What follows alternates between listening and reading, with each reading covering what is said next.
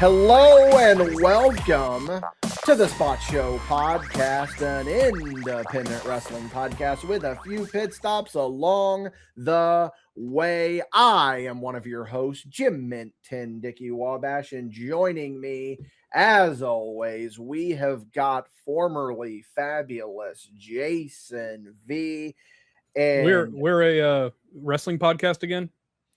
Did I say wrestling podcast? You again? did, and that's fine because that's the roots, and that's where it started from, and I appreciate that. Hey, we're actually going to talk about wrestling today.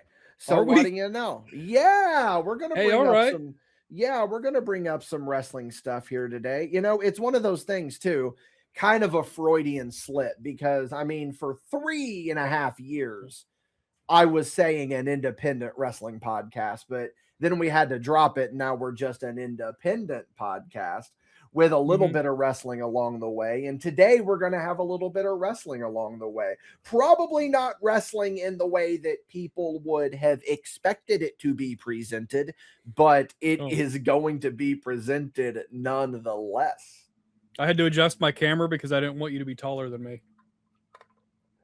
I didn't want the perception, you know? You are taller than me in real life, though. I know, but I'm sitting down and you're standing up, so that makes you taller than me by default. Well, yeah, I get that. I get that. Is that really how low that your self-esteem is that you have to My be self-esteem is really low. Also, yeah. Let's explore that. Are you doing okay, buddy? No, not really, but we're working through it.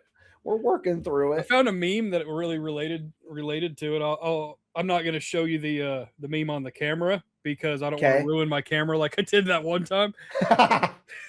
That messed it up, but it's this Ryan Gosling eating cereal, and it says, "Don't worry, guys, I'm fighting for my life, but I'll come back funnier." And that's what I'm doing, and we're always working with that. Isn't that where a lot of humor comes from in life? Is the trauma that you go through along the way? Gotta be. Yeah. I think that it's that proverbial, if I wasn't laughing, I would be crying thing. You know what I mean? Yeah. And you announced me as formerly fabulous, and I don't see a name bar here anymore. You used to do name bars. Yeah. It's a really good one this week. What do you got here? What am I? How often do you ask yourself that I don't know, like 3 times a week. Yeah, there we go. There he is. Pretty good white shark. I ain't great, but I'm pretty good. Okay. Well, dang, that was it. That popped me when I thought about it the other day. Dang, I don't care. Okay. All right, what else we got going on? I jumped all over that. No, it's it's just I find that sometimes the podcast can be therapeutic. So it's just one of those things of like, how you doing, buddy? Just checking on you because, at the end of the day, not only are you my co-host, you're one of my close friends. Yeah. So it's the podcast really is the friends that we made along the way, honestly. Exactly. When are we going to get some more friends on here? Funny you say that. I was talking to a couple of people this weekend. Okay. I was talking to a couple of people this weekend, and we have got some people lined up. We have just got to get some dates in mind. Man, that's the story of our lives, isn't it? It really is. It really is. Get some dates. Yeah, we'd be happy if we had dates. Mine specifically is probably no, I have plenty of dates going on right now. Kayfabe, but all right. It is what it is. No, respect. I was in the presence of some really fun people that are from my past and from your past and are both involved in the wacky world of independent wrestling. And good for them. I was talking to them and I was like, when do we want to be on the podcast? And they were like, you tell me when. So I think that it's time that we start finally trying to rally some guests on here. You know what I mean? Yeah, I'm down with that. I mean, I like the conversations with you and the Cecil one notwithstanding, because that one I just was hanging out. But like the Harker was amazing. I loved it, even though we repeated like all of our stories. Like we got like 10 stories between us and we repeated all of them, but we repeated them for Harker. And that's what mattered. That I think, yeah. So it is a running bit that we have. Like, so did I tell you that about the time? And then it's like, yeah. So I do feel like that with this new video format, we definitely are getting some new eyes on the product. So it's definitely okay if we repeat ourselves sometimes. The thing is, though, you got to look at it like this.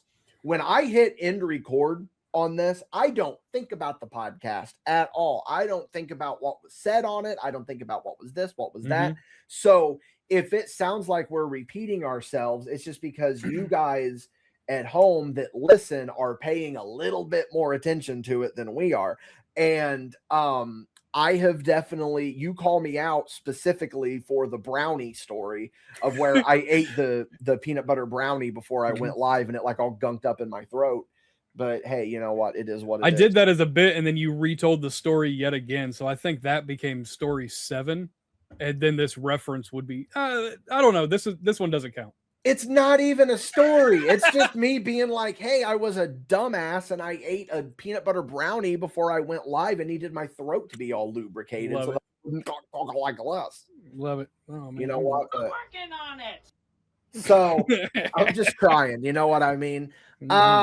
Listen, you made an allusion to a meme. Ooh, it's like a magician. And I want to an illusion. A trick is what a whore does for money. This is an illusion. Whoa, dude! How did you do that? How did you do that? All I had to do was steal your nose. You go get that goddamn stuff off of there and fast. He's got to cut it down. I'm working on it. He's cutting it down.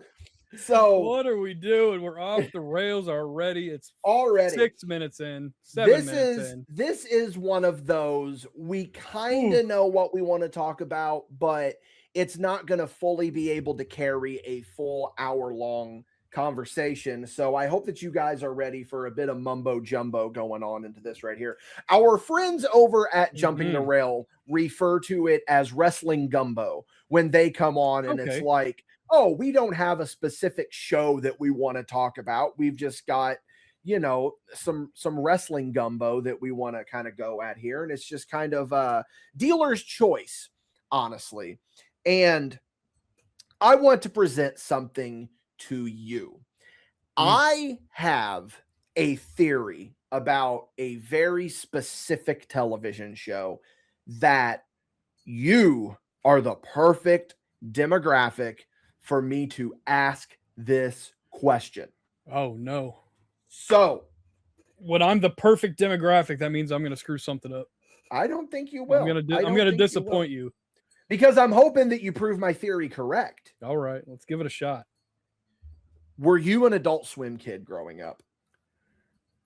Sometimes, like, so Adult Swim came around. I mean, I was in my later teens, so I mean, I was into like the South Park and all that stuff still, I think. Now I was more middle school, but yeah, I was watching those things when I wasn't allowed to. And then when I was allowed, it's like Spencer's Gifts, right? Okay. Okay. Yeah. You understand that? So yeah, it is. So Spencer's Gifts as the quick, immediate derailment to this question. No, because it all plays in, because you are correct. So I would go to the Champaign Mall and go to Spencer's Gifts, and I would always feel super uncomfortable because I'm like, I'm way too young to be in here. And then one day I went in there and I go, oh no, I'm way too old to be in here. And I never found the sweet spot. I never went into Spencer's Gifts when I was appropriately aged to go into Spencer's Gifts. And I think that's how I was with Adult Swim as well. Like when I was a little kid, yeah, I wanted to watch that kind of stuff. And then I got to the appropriate age, didn't interest me. And then as an adult, I'm like, oh no, them's cartoons, bud. I don't need them saying that stuff.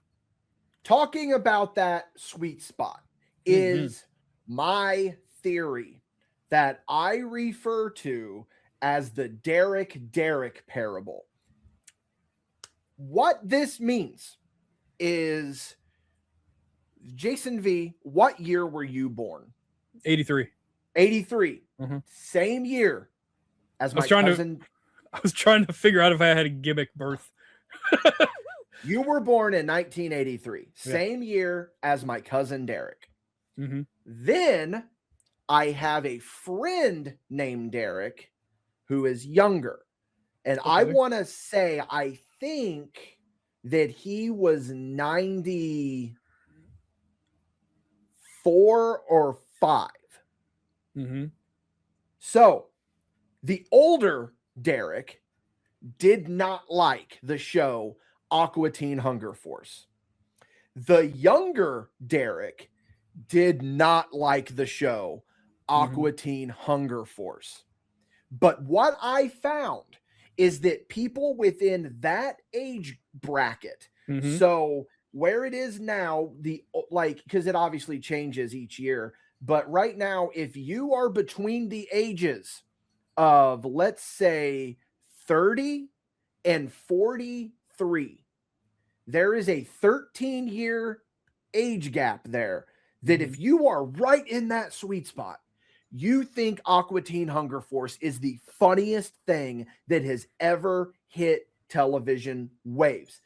Of course, there are exceptions to the rule. I'm sure there are people that are on either end of that bell curve that do enjoy Aqua Teen Hunger Force, but from my experience, and I have confirmed this with a lot of people, I'm going to give you an example. Jay Silva. Jay Silva is just a couple of years younger than me. He thinks Aqua Teen Hunger Force is the funniest show. I also think Aqua Teen Hunger Force is the funniest show. So, since you are right on the end of that bell curve, what is your opinion of Aqua Teen Hunger Force? It doesn't have to be that you think that it's the funniest show ever, but do you think it's funny? Oh, I think it's hilarious, but it's got to be in the right time. Like it's so situational. It's like our entire autism test that we took. So many of those answers were situational. Yes, I like this at this time, but I don't like this at this time. And if I'm in the right happy, like jovial kind of mood, and I pop on Aqua Teen Hunger Force, and I got like Master Shake going ahead and doing his thing, yeah, I'm down. That's funny. But if somebody else, if I'm like in a depressive state or just irritated at the world, and somebody's got it on in the other room, like my kid would do that when she was living at the house, and she would have that, and it would just irritate me because it sounds stupid, and I'm like, just get that garbage off the screen. Yeah, it does. So it's so many things in life. There is a spectrum of it, and sometimes, yeah, I'm with it. Sometimes it is the funniest thing ever, but no, other times it's the worst. And how apropos that you say it's circumstantial. It depends, because I think I have found Aqua Teen Hunger Force being used in the funniest context. And it is not only do you have to be born between 1983 and 1995, you also have to be a wrestling fan. Oh, I have found the most niche meme that I think is the funniest goddamn thing that I have ever seen in my entire life. And shout out again to Jay Silva, because he and I don't even say words to each other anymore. It's just us sending these memes back and forth. And what is so great about it is that they just popped up one day on Facebook randomly. There is a Facebook group. I don't remember the name of the group. I want to say it's something along the lines of like WrestleMania or something. And this one guy, I was thinking about a different group with some like animals and stuff, animal costumes. Different thing. Well, that would be a really good little sound bite to throw into our soundboard. I think you know the one. Cut that goddamn thing off. So basically what this guy started doing is he started photoshopping. It started off as Carl from Aqua Teen Hunger Force into different situations in wrestling, like different different historical moments in wrestling, and they were so fucking funny. They just were that perfect niche, weird ass humor that I think is just. You ever done that where like you find this thing and your main character energy kicks in and Okay. you're just like, I feel like this is made specifically for me. The simulation is deciding to just give me this content and make this just for me. Yeah, it just happened a couple years ago in it, like almost parallel to what you're talking about when they started photoshopping Cody Rhodes into all the historical, like the great black moments in history. Oh, the Cody Raheem Rhodes. Yeah. Yeah. And it was designed for me, in my opinion, because I took it and I ran with it, and I went as Cody Raheem and Cara went as Brandy for Halloween that year, and she hated it. Mainly because I made her hold that speaker as I did my stupid entrance. So you still got that video? You gonna put that on the Patreon? I don't know if I have that video, to be honest with you. I don't know if I have it. On it. So anyway, I have a list of memes right here. I've got probably 15 of these things that I just want to show off and talk about how funny I find them. So audio listeners, I'll stop looking them up then. Yeah, I have them brought up. Like we're going to have them brought up here. I was over here trying to look them up on Google while you were talking so I could laugh along. I don't even know if you can find them on Google, to be honest with you, because they're so niche in this Facebook group. And this isn't even the tip of the iceberg with these things. Like this entire Facebook group has practically turned into Aqua Teen memes. And shout out to Jay Silva. He has made some himself and submitted them to this group. I'm going to need to meet that guy one day. I think that you guys would get along pretty well. I think he's literally, he and I are almost the exact same person. So I think that it would go along pretty well. So audio listeners, I sincerely apologize for what is about to happen here. Maybe you want to switch over to the YouTube and check out the video on this one. This is going to be a very visual first half of the podcast. But for those of you on the video, we just brought up the first one here. It is Charles Robinson running to count Edge versus The Undertaker, but they photoshopped Carl running. And Carl running is one of my favorite Aqua Teen moments when he goes running across his yard. Okay, now I don't remember what order any of these are in. So bear with me as they pop up. You're going to get some shoot popskis from me as they play. So, okay, that's a good one. So for audio listeners, Carl is unfazed. For audio listeners, it's the famous AJ Styles Undertaker meme, but it's Carl instead of AJ Styles. Yeah. Look, listen, here's you better call an ambulance, but not for me. Here's what I want to say right now. This might be the most self-serving podcast that I've ever done in my entire life because I find these things so goddamn funny. And you know, I they tickle me so much. Okay, next one. So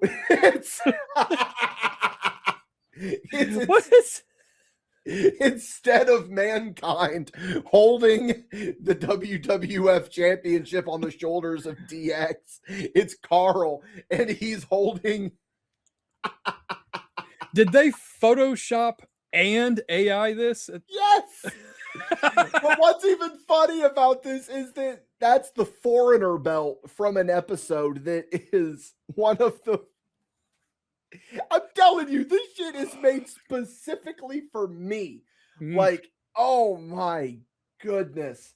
Oh my God. I love it so much. Okay, here we go with the next one. Okay, so now we're getting out of Carl and we're getting into the cybernetic ghost of Christmas past. It's Sting with RoboCop. But they took out RoboCop and put the cybernetic ghost of Christmas Past. Man, the RoboCop real bit was meme enough. Mm-hmm. Man, this is layered. Oh my God. Okay. Goldberg.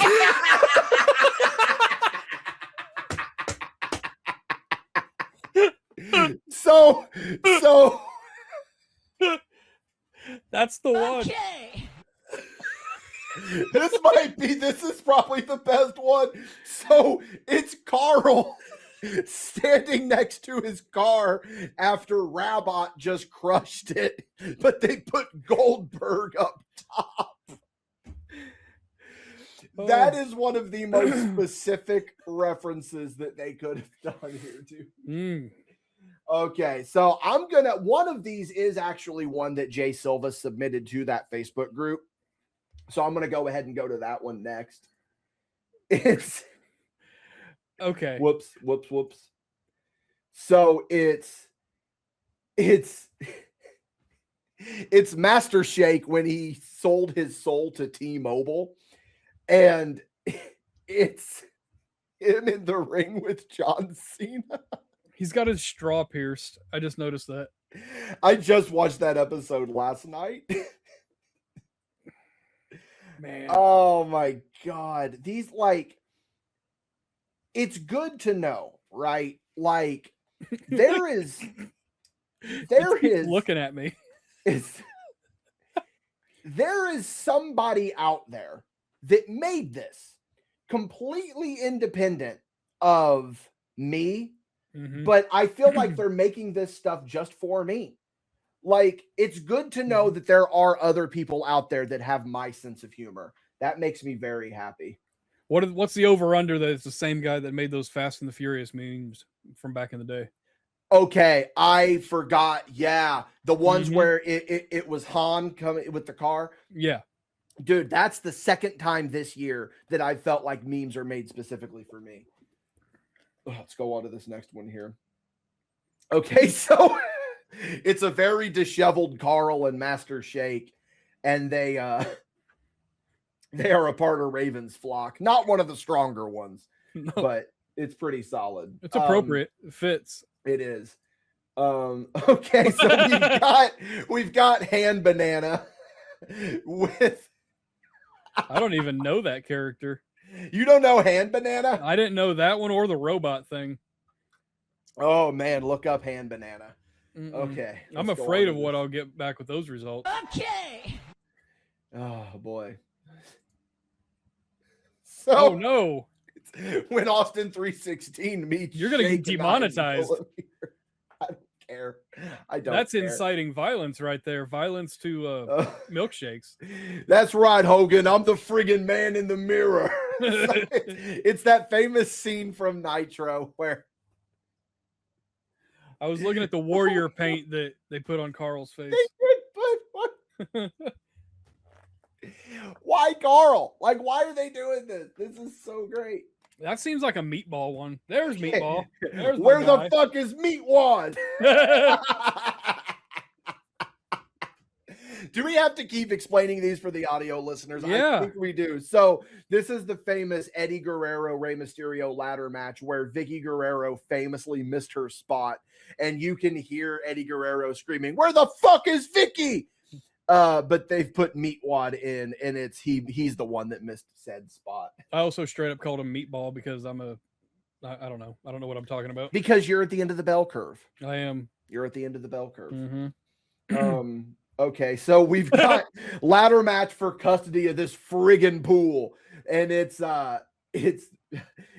Carl and Master Shake because Carl's always talking about his pool, and the Aqua teens are always wanting to go swimming in it.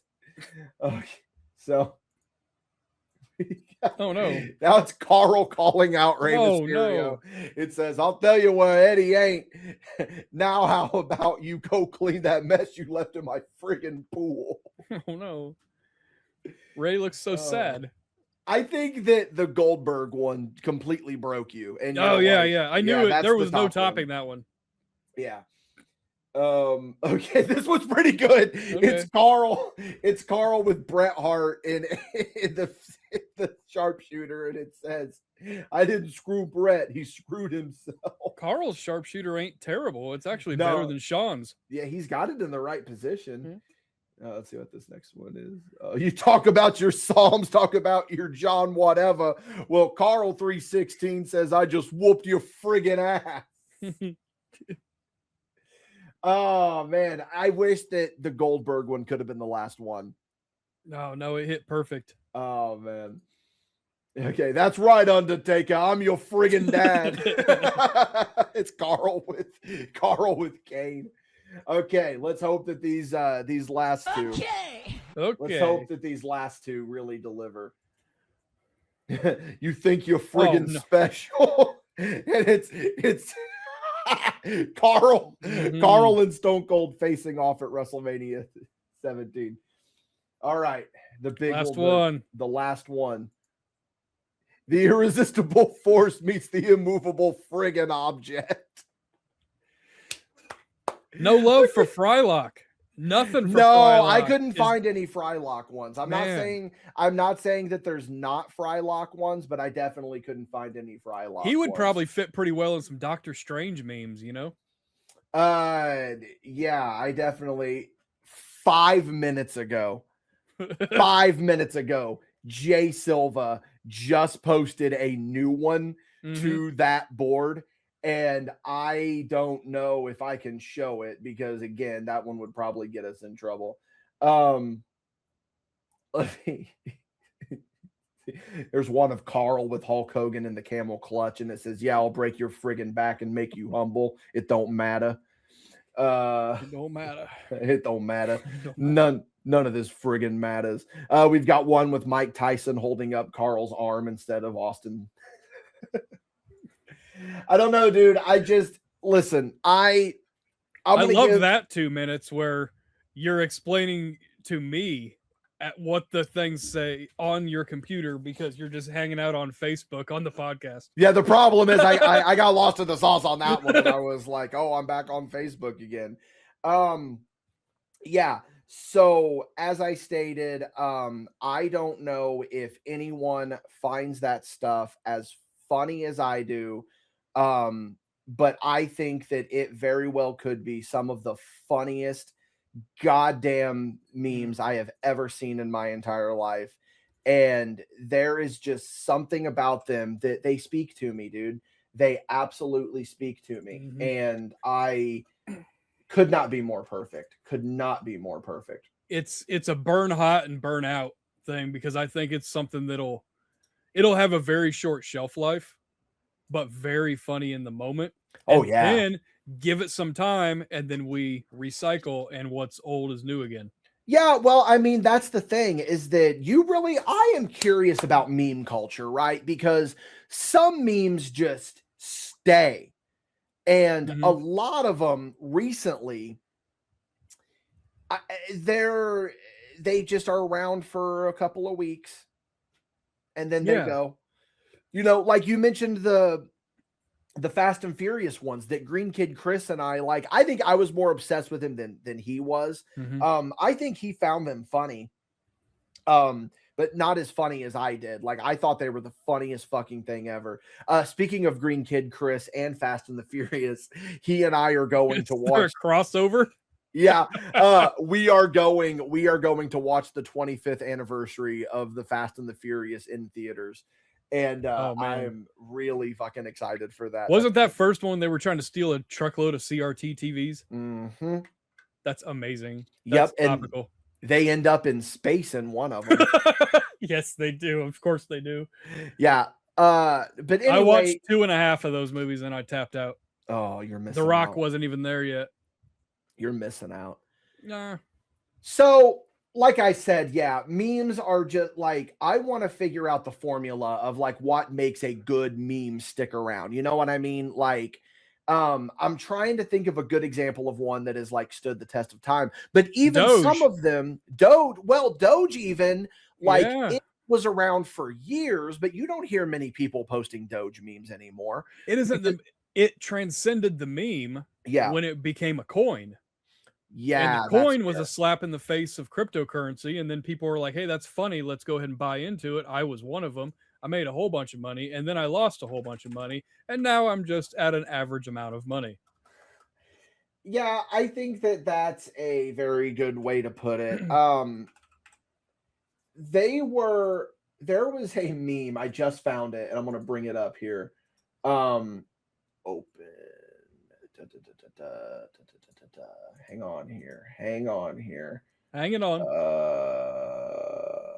I don't know if I can present it without like actually just showing the Google search. But anyway, no, like, oh, here we go. So there's this meme right here, right? That I think encapsulates what I think genuinely is one of my favorite eras of memes.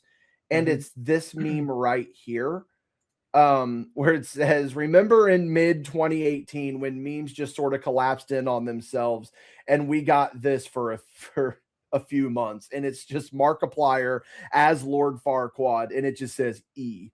And like, listen, that was the funniest thing to me at the time. But again, you don't see that style of meme anymore, because that style of, this was the original brain rot. This was like pre-tune, you know, all that. I don't understand that reference. But yeah, I mean, You go get that goddamn stuff off of there and back. Maybe he does need to cut down the internet. Maybe the internet should have been cut down. We might be better off if Bob Chandler would have cut down the internet like you promised. But they're like, it seems like what's happened with memes now is they will be around for a couple of weeks, 3 weeks, a month, if you're lucky. And then you just don't hear about that meme anymore. And it's not that it's, you know, I was about to say it's sad, but deep down it's like, it's not, it's not sad because it's a meme. Yeah. A lot of the memes are low effort, and that's kind of what the thing is. But in meme culture, in society, we have such a short attention span. That's why I can't believe Vine Video crashed years ago, because it's 7-second videos or something. That's the attention span. Like, not too long ago, my mom was trying to show me a TikTok, and the thing was like 9 minutes long. And I'm like, this is way too long for a TikTok. I don't want to stand here and look at it for 9 minutes. I did, but I was just like, it stressed me out because the context, the format didn't match what was presented. I get that. I get that completely. No, that makes the most sense in the world. And I just still really want to get to the bottom of like, why do memes die so quickly though? Like, is it the short attention span thing? Yeah. Is we move on to the next thing? I think you're right on that. I think you're right on that. But like, what makes a meme, like you mentioned with Doge, for example, what makes it transcend and become one of these that always sticks around? Like, I'm curious, like, what are these memes that you can show anyone and they know what it is immediately? Like, I think, okay, so with the example of the Aqua Teen ones, I mean, that's a niche. And not everyone is going to find those hilarious. I do. It's a niche though. So it's hard to break out of that niche, I guess. Yeah, I agree with that. I agree with a lot of that. It's just a short attention span. It's like, what is it? Like, success is preparation meeting opportunity type of deal. Like, if you hit the thing at the right time, and that thing, whatever that's referencing, is still in the zeitgeist, still in the atmosphere, still in the world, still in the public eye, a month, 2 months, 6 months later, then yeah, your meme has a better chance of sticking around. But if it was something like, okay, for instance, one of the biggest things, like a few years ago, Tiger King. I love Tiger King, and it was so memeable. I'm never going to financially recover from this. If Carol Baskin didn't kill her husband, you know, that kind of thing. It's like she fed him to the tigers. I don't know. So memeable. And then now, I mean, do people notice? But or is it nostalgic? There's one that transcended though. I'm never going to financially recover from this. I still see that one all the time. That's good then. That's good. That helps out. That helps out. you want to talk about how just things can kind of happen or whatever. It kind of ties into what we're saying here. You remember your RKO out of nowhere video? Yeah, sure do. Check my timestamp. Yeah. So tell this story. Oh yeah. I checked the timestamp. I made a on the Fabulous Jason V YouTube channel. It's at Jason Vendetta for those brave enough to traverse those waters. I saw a video from like Fail Army or something, and it was just of a little kid falling off of a swing, but she landed in a perfect face bump. So I thought that would be. She almost looks like she took an RKO. So I found some PNG graphics, empty background graphics of Randy Orton. Right now, you can just use AI and just go ahead and make it with whatever. But back then, you had to actually work with it. Back in my day, Pepperidge Farm remembers. And so I throw. Okay. Thank you. So I put the graphic of Randy Orton running, and then jumping with the RKO, and then the girl falls down, and then he pops up in the front of the screen with his music playing in the background, and then there was your RKO out of nowhere.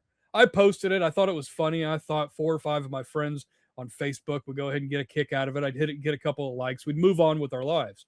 And that video, last I checked, I don't know. I had it unlisted for a long time. I was going through some things, but it had like 26,000 views.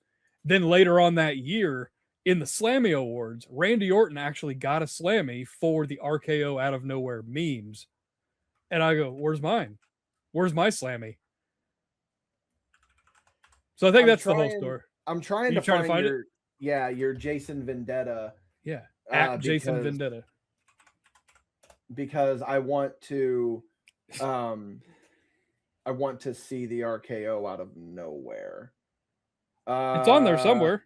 Yeah, we'll end up finding it at some point, and then we will find it and just get a view count is what I want to see. Yeah, we'll like how many views it was. But how crazy is that though, that you were ahead of the curve on that? Like you just out of the blue made this video, and then 33,000 views right now.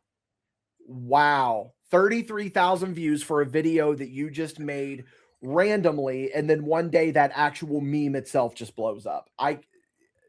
We could all be so lucky to fall into that. I sent it to you for your reference, just so you can have it, just so you can have a copy. I'm working on it. So, all right, that one you can pull up on the thing. Go ahead and go to your do your rigmarole, and then when we come back from break, guess what we can put up there? Yeah, we're gonna go ahead and. I'm not gonna violate you for that one. Copyright violate you, or otherwise. I'm a nice guy. I'm working on it. All right. I just want to remind everyone that this is, of course, the Spot Show podcast. Each and every week, Jason V and I get together and we talk about whatever we want to talk about. It could be memes. It could be wrestling. It could be Adult Swim. It could be about viral videos that we accidentally made. Who knows? That's the beauty of Spot Show. You never know what's going to happen. Here's the thing. If you like what we're doing here, you can, of course, go on over to patreon.com/MadBash Studios. There, if you back us at the $5 tier, you are going to get all of our content early and ad-free. That's on the $5 tier. If you go to the $10 tier, you are going to get other exclusive content, such as the uncut, unedited video version of this podcast available at the $10 tier over on the Patreon. But sometimes you don't have a viral video that blows up and you don't have the money that you made from it to support us. So there are multiple free ways that you can support us. One of the best ways, one of the best new ways, YouTube. We are now on YouTube and we are trying to get more of a YouTube presence. MadBash Studios, Spot Show Podcast on YouTube. If you are listening to the video version or watching the video version of this on YouTube, go down to the comments. Let us know what your favorite meme is. We want to hear from you. Leave us a like, hit that subscribe button, all of that.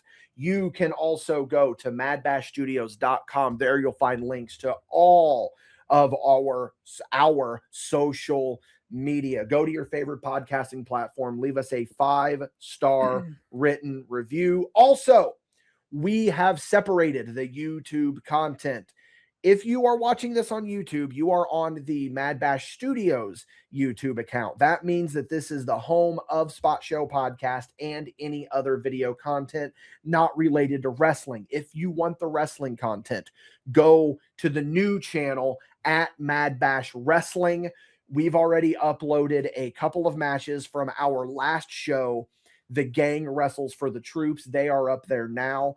Moving forward, what is going to be going on is that the full shows, ad-free, they will, of course, be available on the $10 tier of the Patreon. But if you want the ads in there, you can watch it. You can wait a little bit longer. They will be available on the MadBash Wrestling YouTube account.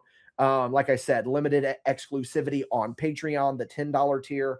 And then they will be coming to the YouTube account probably like 3 or 4 weeks after, maybe 2 or 3. Haven't quite figured out the system yet. Some dates and plug skis for you. Let's talk about the big one coming up in just a week or so from Saturday. We have got MadBash Wrestling presents Ruthless.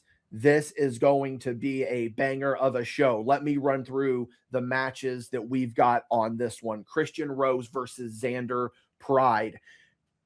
We have got Oliver Kane defending the Baja World Championship against Hans Carden. We have got a first-time ever singles matchup. Training partners are going to be facing off against one another. Dalton Davis is facing off against Cole Radrick. First time that those two have ever faced off in the ring one-on-one. Yeah, that's going to be a good one. And then, of course, that big main event, DeCobra is making his MadBash Wrestling debut. He is going to be challenging the young GOAT, Devontae Knox, for the MadBash Wrestling Championship. Listen, MadBash Wrestling, don't miss, guys. Ticket information, of course, available on Facebook. You can message the Facebook page. You can reserve your seats, and then your tickets will be available at will call. If you've never made it to a MadBash Wrestling event, this would be a good one to start. Of course, 302 South 8th Street in Marshall, Illinois. Bell time is at 7 Central Time. So this is one that you really don't want to miss. Tickets front row, $15. General admission, $10. Kids, 10 and under are going to be $5. So that is going to be one that you do not want to miss. But we have got other sponsors that we need to adhere to. So if you are not watching this on the Patreon, then let's hear a word from our sponsors. This episode of Spot Show Podcast is brought to you by Big Red Soda. Let's be honest, wrestling fans are a little different. We spend hours debating matches from 20 years ago, drive hundreds of miles for shows in buildings that may or may not have functioning air conditioning, and somehow we consider that a good weekend. Big Red gets it. Big Red has been doing its own thing since 1937, delivering a flavor that's completely unique and impossible to forget. Grab an ice cold Big Red. Support the sponsors that support independent. And we're going to sweeten the pot for you. Any MadBash Wrestling event that you go to until September 2026, any purchase at the merch table, doesn't matter what it is, a sticker, a shirt, a pin, a poster, you are going to get a free bottle of Big Red on us. Thank you again to Big Red for sponsoring Independent. This episode is brought to you by patreon.com/MadBash Studios. If you head on over to patreon.com/MadBash Studios, you are helping fund the definition of independent. Hundreds of hours of content starting at just $5 a month. You are going to get early, ad-free access to everything that MadBash Studios has to offer, on top of exclusive shows starting at just $5 a month. That's less than a cup of coffee a month. You can go on over to patreon.com/MadBash Studios and you can support the dream of being unapologetically creative.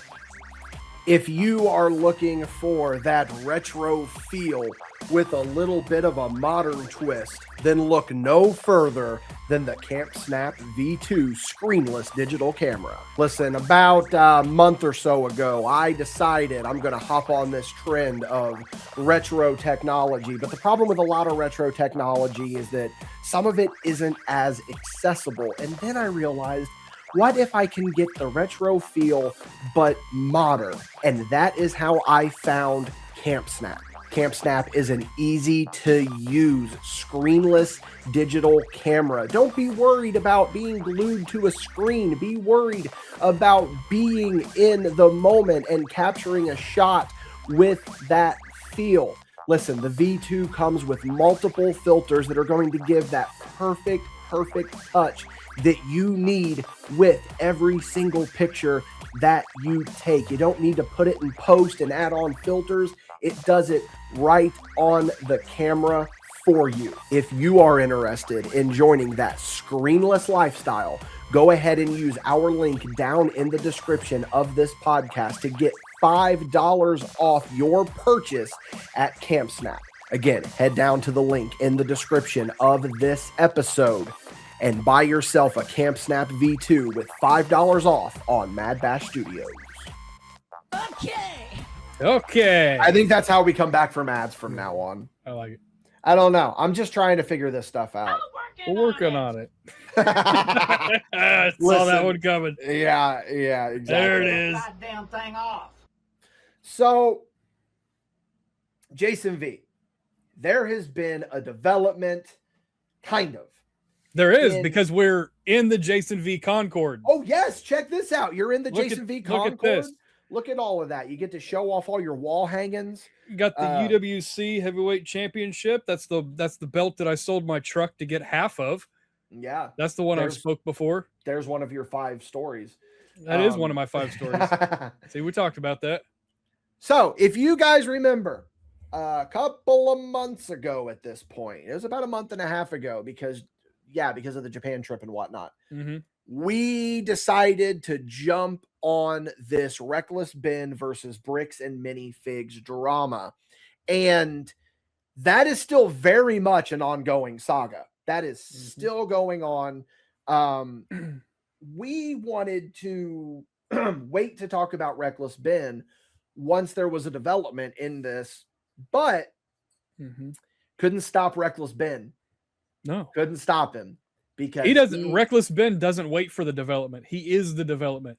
100%. 100%. This is the king of multitasking. Yeah. He not only is in this huge saga with Bricks and Minifigs, Reckless Ben goes and gets himself involved in another huge saga and takes down Provo Canyon. So it is. And so I spoke in the first half about the 9-minute TikTok and about how that wasn't working for me because it's TikTok supposed to be short videos. Yeah. Short to the point. Now I'm a fan of long form videos in the right context. You made me watch 85 hours of Chris Chan videos. Shut that goddamn thing off. And then with the Reckless Ben thing, it was, and what was it? The first one was an hour and a half. Are we talking about Bricks and Minifigs? The Bricks and Minifigs. Yeah, it's something like that. That was like an hour and a half. And I was like, buddy, what are you doing? Why is it always such long videos with you? And then after that, there was a second part and a third part. And then we're moving forward. And then I went back to his McCamey Manor, which is an excellent series. That was the first one that I saw him, back a year or so ago. And now, while he's waiting on more information on the Bricks and Minifigs deal, boom, all of a sudden drop for the Provo Canyon. And so now, go ahead and give a little bit of the backstory of Provo Canyon, because you'll probably explain it way better than I can. Yeah, so basically Provo Canyon is one of these facilities where maybe you can't explain it better than me. Well, I'm trying to think of the right words. I couldn't think of the word facility. It's one of these facilities where you basically send your troubled youth, and they basically, it's also kind of one of those pray the gay away places, which I don't know, like that's, like indoctrination, I think, is a good way to put it, of where it's like you think your kid is misbehaving, so you send them to almost an indoctrination camp. And Provo Canyon made the rounds a couple of years ago because Paris Hilton was sent there as a kid, and she decided that she wanted to start speaking out against Provo Canyon and try to get them taken out and try to get all this stuff done to Provo Canyon. And now that stuff I'm unfamiliar with. I vaguely remember when that was going on because I think, do not quote me on this, but I think there's an HBO documentary, or it was on HBO Max, and it could be like a Discovery ID something, but where Paris Hilton was talking about her time in Provo Canyon. Now, what I find, I almost said hilarious, but I guess hilarious isn't the proper context here. No. What I find ironic is I don't think much got done when Paris Hilton was speaking out about it, but then Reckless Ben starts talking about it, and we're going to jump ahead a little bit here. The facility gets shut down, and I'm not saying it was strictly because of Reckless Ben. It just all kind of played out in the same thing. So, but it's crazy that somebody with as much societal like power like Paris Hilton, because at one point Paris Hilton might have been one of the most famous people on the planet. I'm not going to say one of, I'm going to argue she very well could have been, I always try to say arguably, just that way I don't have the Dickies of the world going, actually at that time this person was way more popular. Wow, in reality. So Ashton Kutcher had the most followers ever on Twitter at one point. He did. That's actually a shoot. But so, her not being able to get it done, but then a guy like Reckless Ben finds out about it, goes and tackles the problem, and then apparently shuts him down, like in relatively quick succession comparatively. Now, see, I don't know if it was him specifically that got them shut down. I think that they were just facing a lot of backlash, just so happened. I don't think maybe he's claiming that he was the one that got them shut down. I don't know. But what I do know is I don't think he used those words that he discovered is insane. The stuff that he discovered is insane. And I think that so really it's more of, this could easily be, I'm trying to get the right way to word this. This could easily be a dark and morbid thing that he does. This could very easily be a dark and morbid thing that he does. You could look at this video and be like, yeah, this is dark. But I think that what makes Reckless Ben's videos entertaining is the absurdity. Not just because of the things he's taken down, because yes, it is absurd that this company is stealing from old people, or that they're doing this to they're doing this to troubled teens who legitimately probably do need some help, some of them. But they're just getting the wrong type of help. It's more the levels, the hoops that he jumps through to get this stuff going. I am going to make a reference right here that I know you're not going to get, because I've tried to turn you on to this show a couple of times, and I know where it is. I think that Reckless Ben is the real life version of Nathan For You. That's where I knew it was going. I think that if you look at the absurdity of what Nathan Fielder does, it lines up exactly with the absurdity that Reckless Ben does. He trolls people into like their own destruction. Yeah. Like he trolls them so hard that they just give up. And we're not talking like a high school bully or something. We're talking like big companies. McCamey Manor was making all kinds of money.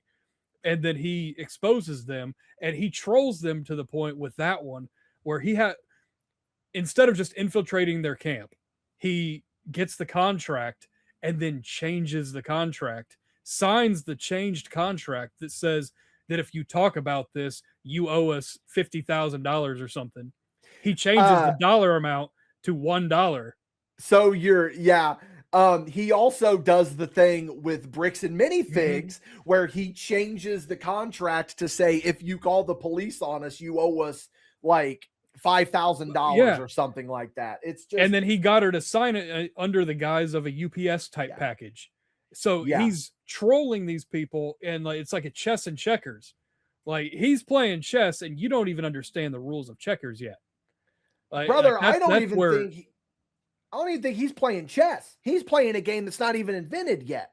While we're still thinking about chess. So yeah, that's a good point.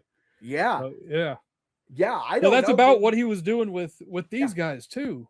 So one of the big pieces on that early on, not jumping over the obvious beginning part of it, but he is a 30-year-old man. Oh my God, I wanted to bring this up too. This is my favorite thing that he did. He is a 30-year-old man, and then he has to play his own dad to put himself in this juvenile detention school, and he just claims he's 17. And they don't ask for anything. They're just like, so do you got the money? And also the money, it's $1,500 a day. How do they have so many kids there? How do they have so many kids? There's I don't remember the number, but I think they said 256 students there. So if you're talking 256 students at $1,500 a day, what are we doing? What are we doing? Yeah, That's I don't know. Much. I think it was like they even discovered that it's like what the CEO is making. It's another one of those like nonprofits where the CEO makes a substantial amount of money, which that always infuriates me. Yeah, makes 95% of the money, and then his responsibilities are exist. Yeah. Well, no, it's not even that. Like that's a whole other argument. My point is that these that might be the case in terms of Provo Canyon, but like yeah. But what I'm saying is that like these charity organizations where you really look at the numbers breakdown and you see where the money is actually going. And they're not helping. Like I don't know if I want to. Okay, I'll just say it. So my mom is a breast cancer survivor. That's where I was going to. Same. I will not support Susan G. Komen. And many people look at me and they think, but Dickie, your mom is a breast cancer survivor. How can you not support Susan G. Komen? First of all, there's other organizations out there. Some of the names escape me currently. But that's why. Yeah. That is why. 100%. If you really look at where the breakdown of money from Susan or to Susan G. Komen goes, then it is what it is. So the thing is, this ties into another thing I wanted to talk about today, because I just found this out today. Like this might have just broke today, that it shows how flawed the system can be, because Reckless Ben gets his friend to sign up to be a counselor at this school. He falsifies information. Not a counselor, specifically a teacher. Okay, sorry. Teacher. That word is very important. So he gets him into the school and they falsify information. It's literally just to come in and they ask him 2 or 3 questions. Boom, he gets hired.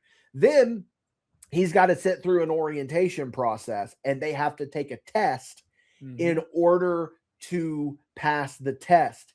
The instructor giving the test is just giving them the answers, but like doing it in such a way where he's doing it in code. Like he's not saying like, hey, the answer is A. He'll just go, would anybody like an apple?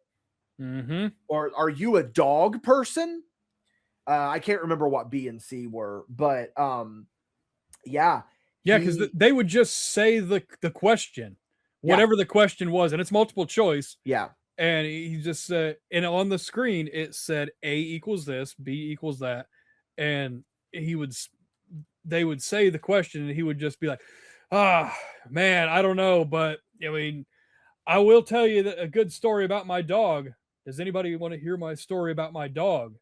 And then they'd move on to the next question. Yeah. And he would never.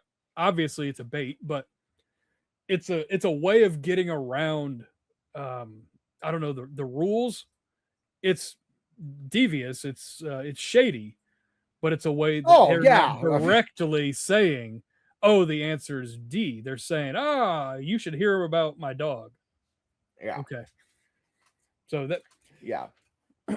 And the thing about it is that the fact that Homeboy was even able to sneak in a spy camera to record this stuff, like, it's not even one of those where they were afraid there was a spy camera in there because they think they cover all their bases. Boy, they did not. They do it so that, like V just explained, of where it's like, well, I didn't tell him the answer. I was just telling him I had a story about my dog. Yep. Exactly. But you and I know what's going on here. And it even says, like, once you hear the audio of it, it's absolutely insane. And then they actually get Ben in to the facility. This is a 30-year-old man that says that he's 17, and they don't bother to look for a birth certificate. They don't look for school records. They don't look for any records. They just let him in, and he's in there for like 2 days or so. And then he escapes. Well, first of all, why did they let him in so quickly? What were the reasons? Because his fake dad, which he played the fake dad, but he also hired a guy on Craigslist to do a video call again, as his fake dad. It's insane. He's doing that. He specifically says, "Well, look at him. He dyed his hair red." Yeah, that means, yeah, he's like, having gay thoughts. And then his other one was, "I've caught him having gay thoughts. He's been having gay thoughts." We're right now. We're in 2025, 2026 time frame at this point. Yeah. Like, what are we doing? Like going ahead shaming gay thoughts. Especially, didn't they say of course it's in Utah. It's Utah again. Of course it's always Utah. What is going on with the state of Utah? But it said something about the in the state of Utah, like, that's not a thing that you can do. Like, the whole pray the gay away concept is not legal, and they just accept it anyway. Which, let me say, we're just calling it the colloquial term of pray the gay away. It's actually called conversion therapy. Oh, is that what it is? I've only heard the term. I never heard the actual, like, scientific wording. Yeah, the scientific term is conversion therapy. But dude, and then, like, we're learning here. Yeah, I'm working on it. So what I find even funnier about this is that, again, the hoops that he jumps through in order to do this. Oh, sidebar, backpedal. Calling, this is the point that I meant to make and it slipped my mind. Calling them teachers and giving them the pass and the answers to this test is also showing a failure in the education system, because I just saw a video like an hour before we started recording. I almost sent it to you so that we could be like, hey, we should probably kind of touch on this, but we don't need to talk about it ad nauseum, where there is I'm not going to say elementary, middle, or high. I don't know. I think it's an elementary school, and I don't remember the state, but they gave out an agenda to the students. You remember an agenda? I had one. They just give it to you. It's got your calendar in it. It's got all this. It's got the periodic table. It's got, equations, all that shit. Oh, yeah. The school planner. Yeah. It was very much made with AI. So much so that you look at the state names and they're just jumbled. I'm Googling it right now. AI school agenda. It was a middle school. And it's Arizona is Arizona. Illinois starts with a V. As well it should. As well it should. It should. Thank you. Holloway wrote that one. Yeah. Louisiana was Lukung. Alabama was Allotome. South Cuanto instead of South Carolina. Kentucky was Vinecki. All right. So again, use the AI as a tool, use it as something to assist you to do whatever you're doing, but please vet the program a little bit. Proofread whatever you're doing. You're making a little map for your students. There's nothing really wrong with that. You know, again, Carl works in a daycare and she's used AI to do a lesson plan and stuff to make it look a lot better than what she can create on her own. And that the kids will look at it and be like, wow, their eyes will pop. That's fine. But you got to make sure the information's correct. But it's like the periodic table was just a bunch of gibberish. It showed like moon phases and it was all spelled wrong and stuff. And like the school put out a thing that's like, oh, there's misprints on these pages. We encourage the students to just rip these pages out. And like the big argument that they were making is that it was like, brother, we paid for these things and we're paying for your AI slop. Like, what the fuck are we doing here? Like, go get that goddamn stuff off of there and fast. Like, you know what I'm saying? Like, ties into, granted, Provo Canyon is a very extreme case, but the fact that they let these teachers just give them the answers so that they could pass this test, then we look at a public school that is just using AI to create this agenda for people, like, so that you live in Illinois or whatever it is. Like, right. It's canon now. We talk about AI pretty frequently on here. And this is probably the best example I can think of AI run amok. Yeah, it's too much. It's too much. Yeah, that's absolutely a sidebar, but a respectable sidebar. I thought you were it all ties in. Yeah, you were going back to the hiring of Ben's friend as the quote unquote teacher, who he picked that guy first of all because he does have a criminal record. Now it was in the past. It was long in the past. He did his time. He got out. He's better. He's changed his ways, and we need to be able to give those people who have done things wrong and gotten better, we need to give them opportunities, sure, but you're not allowed to be a teacher with a criminal history. Yeah. And he does the background check, and while the background check is still pending, they just hire him. Then the people that did the background check send him an email and say, no, we found this on your record. They've made the decision to fire you. And he goes, buddy, I got fired. And then they email him and say, don't listen to that. We did not sign off on that. You still have a job.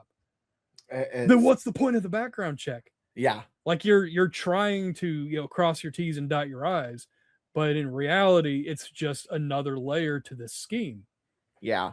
So do you want to get into them hounding him for the money, or do you want me to? No, go ahead. Because the money is the biggest part. So before that, just to be clear, Ben is in there. He only has $2,800. He showed his bank statement. Yeah. He said, I can't afford 2 days in here. I only have $2,800 in my account because all of my videos get demonetized. Yeah. He's like, I don't have any money. So it's like, I can only afford 1 day because it's $1,500 per day per student.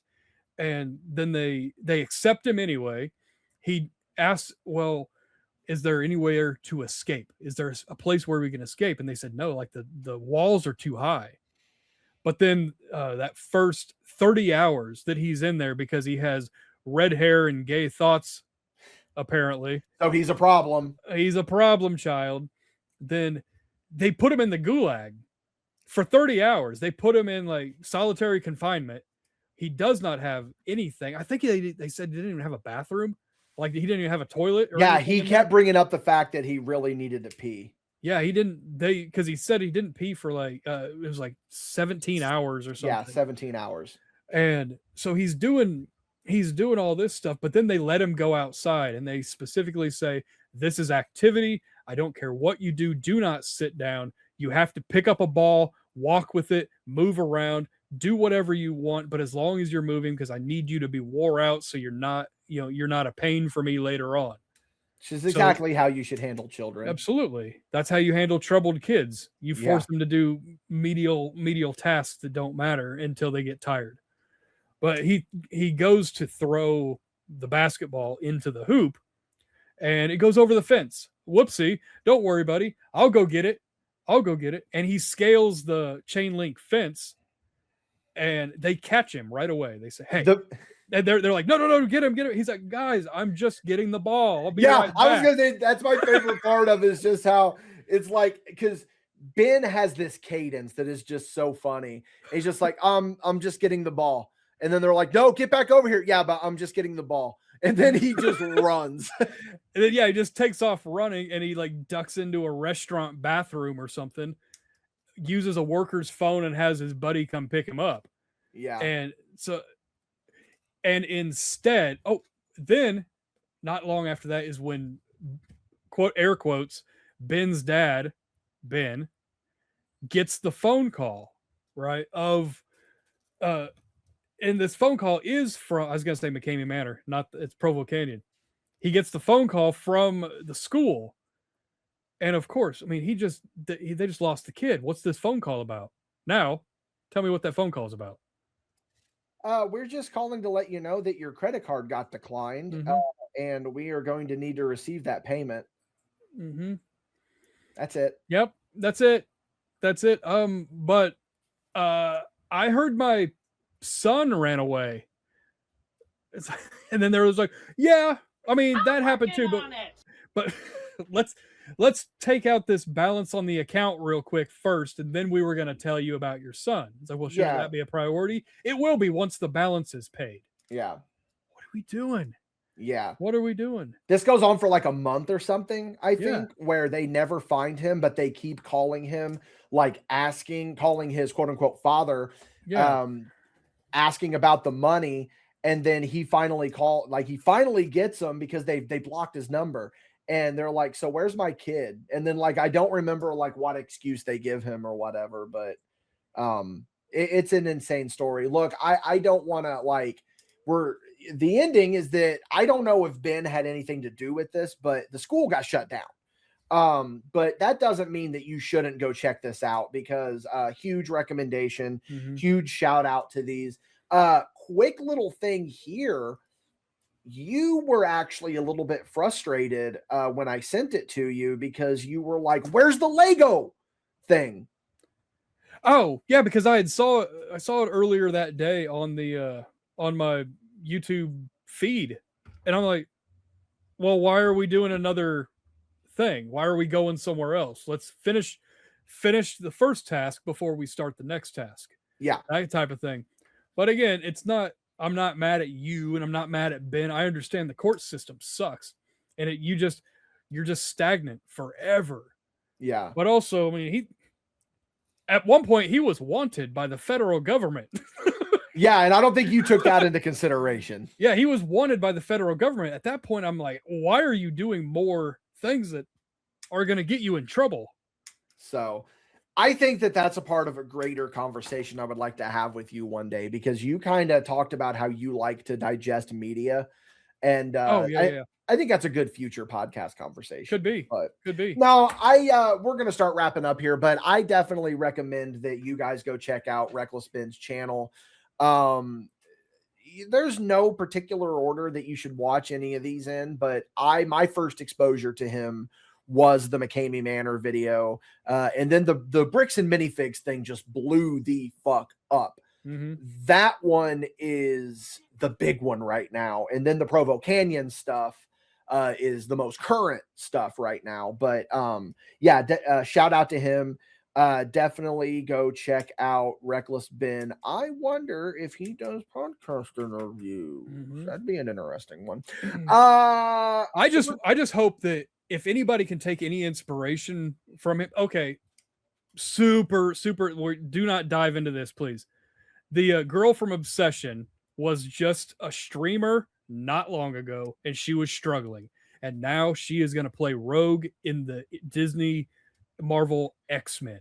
Yeah. So that's an amazing thing, just speed running this thing. And this Reckless Ben thing, I think, is similar in that sense, because really he's just a YouTuber.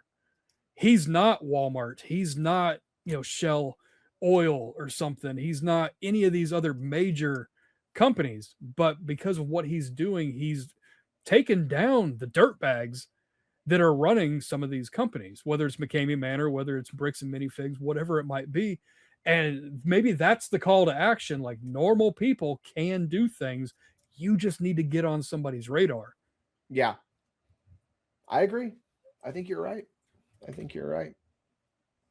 Well, V, what do you say we go ahead and get on out of here? This was a fun little discussion. We really ran the gambit. This was Ran the Gambit, Rogue. I understand that reference. Goddamn thing off.